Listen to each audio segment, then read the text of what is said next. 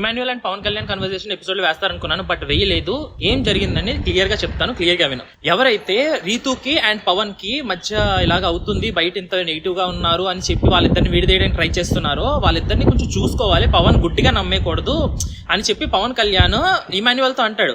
Normal గా అది నిజమే, ఎప్పుడో చిన్నప్పటి నుంచి తెలిసిన వాళ్ళు అయితే కనుక మన మంచి కోరుకుంటారు కాబట్టి వాళ్ళని నమ్మచ్చు. వీళ్ళెవరో బయట నుంచి 5 వారాలు చూసి వచ్చి వాళ్ళు కూడా కాంపిటేటర్సే, వాళ్ళని నమ్మేసి వాళ్ళిద్దరూ సైడ్ అవ్వడము, వాళ్ళిద్దరి మధ్య కొంచెం గ్యాప్ రావడం ఏదైతే ఉందో అది నాకు నచ్చలేదు. ఎందుకంటే వాళ్ళు మంచి కోరుకుంటున్నారా చెడు కోరుకుంటున్నారా అనేది మనకు తెలియదు. ఆయిషా అవనివ్వండి, రమ్య అవనివ్వండి, డీమన్ పవన్ అయితే దగ్గర కూర్చోబెట్టుకుని ఇలా అవుతుంది, బయట ఎంత నెగిటివ్ గా అవుతుంది, కొంచెం మార్చుకో అని చెప్పి చెప్తున్నారు. అదే పవన్ కళ్యాణ్ విషయానికి వచ్చేసరికి కొంచెం మాటలు వదిలేస్తున్నారు.